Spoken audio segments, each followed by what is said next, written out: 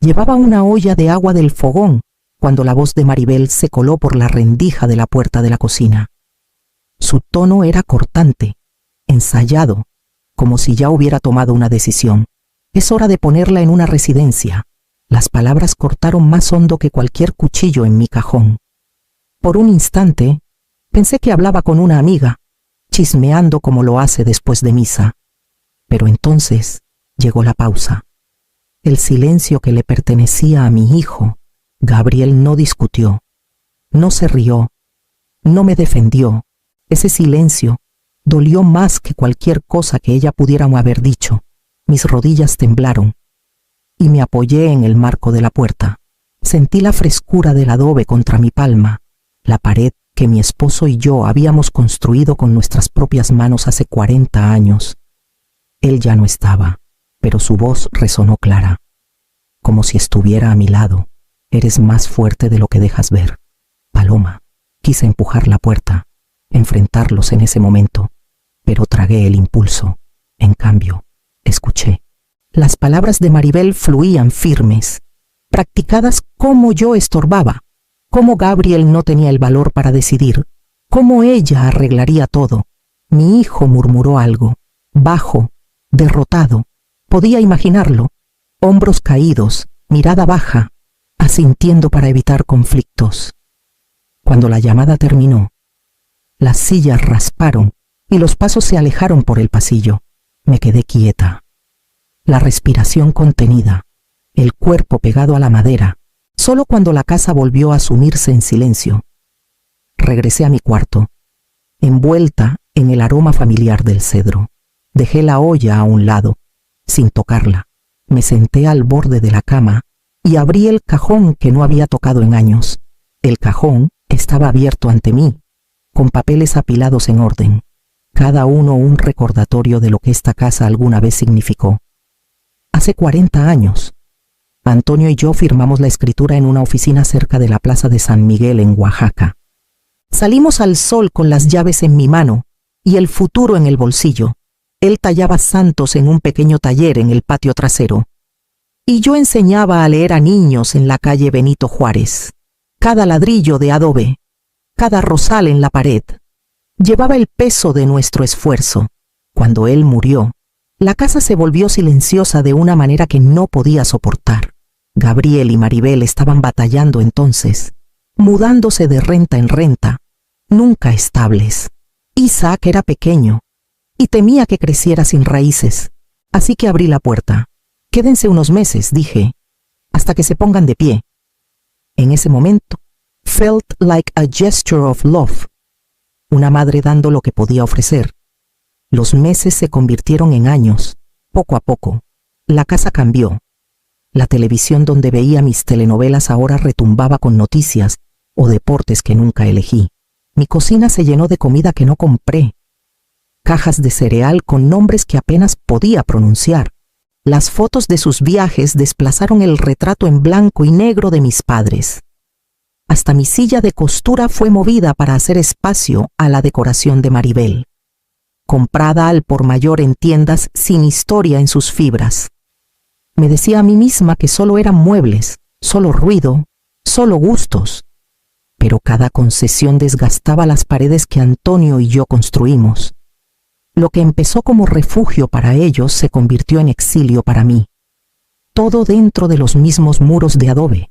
Cerré el cajón con suavidad, alisando los papeles, y sentí un fuego lento crecer en mi pecho. La casa seguía siendo mía, aunque ellos lo hubieran olvidado. Y en los días por venir, se los recordaría. No fueron solo las palabras que escuché esa noche las que me traicionaron. La verdad ya se había filtrado en pequeñas gotas mucho antes. Los ojos de Maribel siempre rodaban cuando hablaba, como si mis frases fueran tareas que soportaba.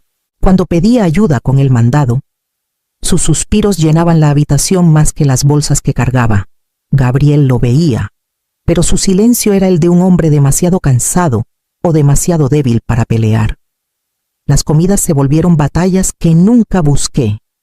Si cocinaba frijoles, ella los apartaba por sus platillos orgánicos. Si horneaba pan, Advertía a Isaac sobre los carbohidratos. Hasta mi rosario en la encimera era empujado a un lado, reemplazado por sus revistas. No eran accidentes, eran señales, banderitas clavadas en el suelo que yo había cuidado por décadas. Una tarde, doña Rosa se recargó en el muro que separaba nuestros patios. Su rostro era cauteloso, pero su voz baja. Paloma, mija, escuché que tu nuera anda preguntando por residencias. No para ella. Sus ojos se encontraron con los míos, cargados de compasión. Ten cuidado, le agradecí, con los labios apretados, aunque por dentro mi enojo silencioso echaba raíces. La confirmación llegó días después.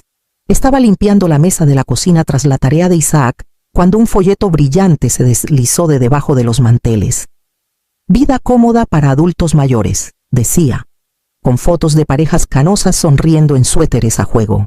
Las páginas olían al perfume de Maribel. Las había hojeado más de una vez. Sostuve el folleto hasta que mis nudillos palidecieron. Luego lo guardé en el cajón con los otros escritura. Testamento, ahorros. Creían que nunca resistiría, que mi silencio era rendición. Habían confundido mi paciencia con derrota.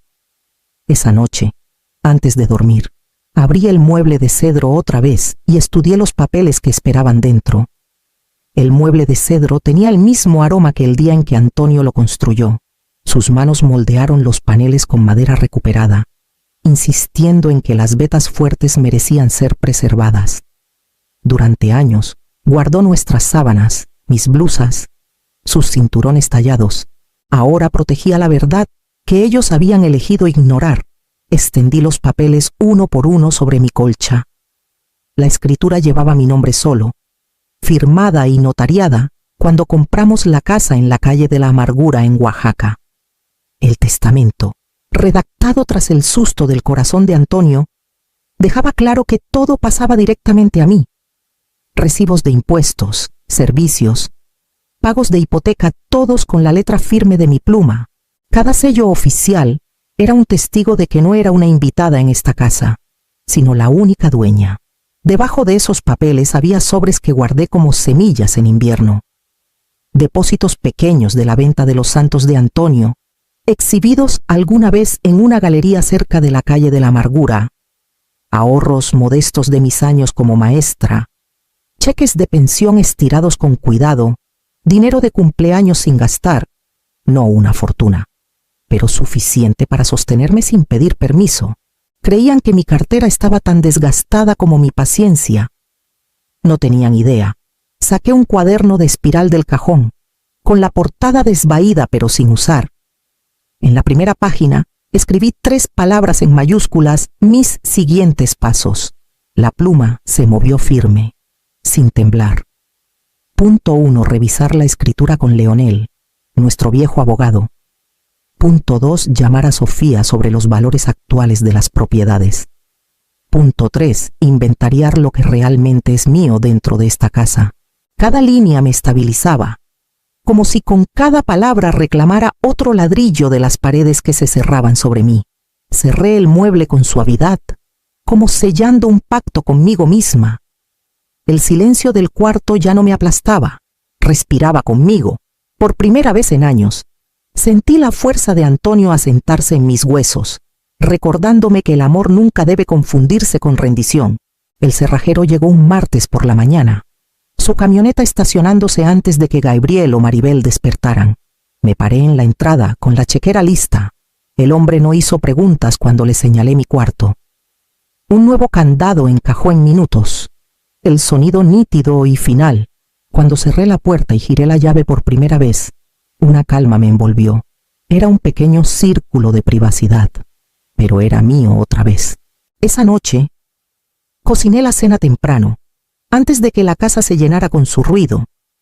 Preparé un pozolito verde en una olla pequeña, suficiente para mí y para Isaac, que hacía tarea en la mesa de la cocina. Cuando Gabriel llegó y vio la olla casi vacía, frunció el ceño. ¿No hiciste para todos?, preguntó. Hice lo que necesitaba, respondí con calma, apartando un plato para Isaac. Hay pan y carne fría en el refri si tienes hambre. Parpadeó, como si las palabras vinieran de una desconocida. Maribel entró momentos después, entrecerrando los ojos al ver mi plato ya lavado y secándose junto al fregadero. Al día siguiente, pegué una hoja rayada en el refrigerador, con columnas marcadas para los mandados comprados y quién los pagó. En la parte superior escribí la fecha con cuidado. Cuando Maribel abrió el refri por leche, sus ojos cayeron en la lista. La despegó, la estudió y la volvió a poner con una sonrisa rígida. Organizando, ¿verdad?, preguntó, con voz ligera pero afilada. Solo llevando la cuenta, respondí, limpiando la encimera. Gabriel se inquietó cuando vio la lista esa noche. Se quedó junto al refri, rozando el papel con los dedos, pero no lo quitó. Isaac, sin embargo, me miró con un destello en los ojos. Cuando Maribel salió del cuarto, se acercó. Bien, susurró. No era una rebelión ruidosa. No había gritos, ni enfrentamientos dramáticos, pero cada acto era una línea, trazada en silencio pero con firmeza, una puerta con candado, una olla aparte, una lista en el refri.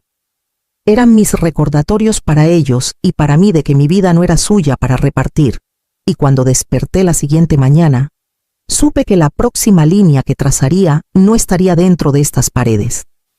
La carpeta de papeles pesaba en mi bolso mientras entraba a la oficina de Leonel Córdoba, en la calle de Alcalá, en Oaxaca. Había sido nuestro abogado por décadas, desde testamentos hasta hipotecas, pasando por la última enfermedad de Antonio. Su cabello estaba más blanco, pero su voz tenía la misma paciencia medida. Extendí los documentos en su escritorio, uno por uno. Leyó en silencio, asintiendo lentamente, golpeando la orilla de la escritura con su pluma. Paloma, dijo al fin, esta casa es completamente tuya. No hay copropiedad, ni derechos compartidos. Ellos son huéspedes aquí, nada más. La certeza en su tono aligeró un peso que cargaba desde hacía meses. Le agradecí, guardando los papeles, mi corazón más firme que al llegar. De ahí, caminé al mercado de Oaxaca para encontrarme con Sofía, mi sobrina. Me recibió con su sonrisa brillante, iPad en mano, siempre un paso adelante. Tía, tu casa va a valer oro. Adobe cerca de la calle de la amargura. Hay compradores esperando. Deslizó listings, mostrando fotos de condominios modernos, uno tras otro. Esa tarde visitamos dos. El primero estaba cerca del jardín etnobotánico, con ventanales amplios y un balcón que daba a las vías donde los vendedores se instalan los sábados. El segundo estaba en la avenida Morelos, modesto pero luminoso, con un pequeño patio que dejaba entrar la luz al comedor. Caminé por cada cuarto en silencio, tocando encimeras y marcos de ventanas, imaginando mañanas sola, noches libres de suspiros y miradas de hastío. Los espacios eran más pequeños, sí, pero despejados, llenos de aire y elección. En el camino de regreso, Sofía me miró. ¿Y qué piensas? Sonreí, la primera sonrisa genuina en semana. Pienso, dije, que había olvidado cómo se siente imaginar algo nuevo. Esa noche, al volver al viejo adobe, las paredes volvieron a cerrarse, pesadas con voces que no eran mías, pero la imagen de los cuartos llenos de luz se quedó conmigo, lo bastante brillante para guiarme al próximo paso. El sábado por la tarde, los padres de Maribel llegaron desde Cholula con sus sonrisas ensayadas. Se instalaron en mi sala como si les perteneciera, con voces suaves pero insistentes. Paloma, empezó su madre, a tu edad es natural querer más apoyo. Una comunidad te haría bien, amigos de tu edad, comidas preparadas, sin preocupaciones. Su padre añadió, es por tu bien. Gabriel y Maribel están preocupados por ti todo el tiempo. Doblé las manos en mi regazo y escuché. Sus palabras rodaron sobre mí como la lluvia de monzón que moja la tierra, pero nunca se queda.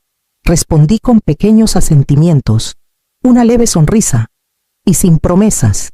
Cuando se fueron, los ojos de Maribel brillaron con satisfacción, como si creyera que finalmente me habían ablandado. La mañana siguiente, después de la misa en la Basílica de la Soledad, 2 conocidas me abordaron en la plaza. Escuchamos que estás considerando residencias para mayores, dijo una con amabilidad. Es maravilloso, seguro y social.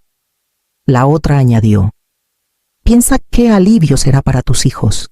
Su tono era meloso, pero el guión era demasiado familiar. Les agradecí su preocupación y seguí caminando, con el corazón firme. De regreso en casa, preparé café y llamé a Sofía. Su voz respondió brillante como siempre. Tía, ¿lista para el próximo paso? Sí, dije con firmeza. Programa la visita de los compradores. Lunes por la mañana, temprano. Hubo una pausa. Luego su tono se agudizó con entusiasmo. Hecho. Yo me encargo de los detalles. Estarán ahí a las 9. Tras colgar, me senté junto a la ventana con mi taza, viendo la luz tardía caer sobre el patio. Las voces de persuasión aún resonaban débilmente, pero ya no me tocaban. La decisión era mía. Y para el lunes ya no serían palabras en un cuaderno, sino tinta en papel. El domingo por la mañana, me levanté antes que el resto de la casa. Extendí mi mantel bordado, alisando las arrugas con ambas manos, y puse la mesa con la vajilla buena que no había visto la luz en años. El aroma del chile rojo con tortillas llenó la cocina, mezclado con el olor del café de olla. Por una vez, preparé la comida no por deber, sino como una celebración, una despedida. Para cuando Gabriel entró, la mesa estaba cargada con platos de chilaquiles, frijoles y pan caliente. Parecía sorprendido, como si hubiera entrado a la casa de una extraña. Maribel llegó después, con los labios apretados, mirando con sospecha. Isaac bajó corriendo por el pasillo, sus ojos iluminándose al ver la comida. Comimos juntos, el tintineo de los tenedores resonando en el silencio. Isaac me sonrió entre mordidas, la alegría desbordándose en su rostro mientras pedía más. Gabriel intentó relajarse, haciendo preguntas sobre la comida, pero su voz se quebraba. Maribel picoteó su plato, su irritación apenas disimulada. Cuando los platos estaban casi vacíos, dejé mi taza y los miré con firmeza. Mi voz era calma, clara, la voz de una maestra dando una lección. Mañana por la mañana firmo los papeles. Vendí la casa. El tenedor de Gabriel cayó contra el plato, el sonido agudo como vidrio roto. Tú, que su rostro palideció, el pánico inundándolo. Maribel empujó su silla hacia atrás, raspando el suelo. No puedes decidir eso sola. Nosotros también vivimos aquí. Encontré su furia con una certeza tranquila. Los huéspedes no son dueños de la casa que ocupan. Por un largo momento, nadie habló. La respiración de Gabriel se aceleró. Los puños de Maribel se apretaron contra la mesa, e Isaac simplemente se recostó. Su sonrisa pequeña pero radiante, como si hubiera esperado este momento desde siempre. Me levanté de la silla, recogí los platos y los llevé al fregadero. Mañana, a las 9, las firmas estarían puestas, y nada en esta casa les pertenecería otra vez. El lunes por la mañana, entré a la oficina de Leonel con mis papeles ordenados en mi bolso. La pareja joven de Puerto Escondido ya estaba ahí, su pequeña dibujando con crayones mientras sus padres revisaban los documentos finales. Su emoción llenaba la habitación y no sentí amargura, solo alivio de que mi casa albergaría a una familia que la deseaba. Leonel me guió por cada página, su voz firme, su pluma señalando dónde iba mi firma. Con cada trazo de tinta, sentía caer otra cadena. Cuando el último documento cruzó el escritorio y estampé mi nombre, estaba hecho. La casa ya no era mía, pero mi futuro sí. La noticia corrió más rápido de lo que imaginé. A media semana, Doña Rosa me detuvo afuera del mercado de abastos, meneando la cabeza. Ya todos saben, Paloma, dicen que tu nuera planeaba meterte a una residencia. Ahora la gente ve cómo es en realidad. Su voz no tenía juicio hacia mí, solo lástima por Gabriel y Maribel. El domingo siguiente, en la misa, Maribel caminó rígida por el pasillo, con la barbilla demasiado alta. Vi los murmullos, las cabezas girando, las sonrisas educadas que se desvanecían al pasar. Su reputación, tan cuidadosamente pulida, se resquebrajó bajo el peso de lo que la gente ahora creía. Gabriel se mantenía cerca, pero sus ojos estaban hundidos, su voz plana. Sabía que buscaban una renta a contrarreloj. Isaac me lo dijo cuando vino a pasar la noche en casa de mi hermana, donde me quedé temporalmente. Pelean todo el tiempo, susurró. Pero le dije a papá que quiero estar más contigo. Se siente más tranquilo. Lo abracé fuerte, agradecida por su honestidad. La vergüenza que ensombrecía a sus padres no lo tocaba. En los ojos de la comunidad, su caída ya estaba sellada, mientras mi camino se abría hacia la luz de algo nuevo. 2 semanas después, llevé mi última caja al condominio cerca del jardín etnobotánico. Los de la mudanza dejaron mi máquina de coser en un rincón, y cuando la puerta se cerró tras ellos, el silencio se sintió nuevo. No pesado, sino limpio. Abrí la puerta del balcón y dejé que el aire fluyera, trayendo el sonido de las vías y las risas de los niños en el parque abajo. No era el adobe que protegí por 40 años, pero era mío, de una manera que importaba aún más. En la pared sobre mi escritorio, enmarcé una copia de la transferencia de la escritura.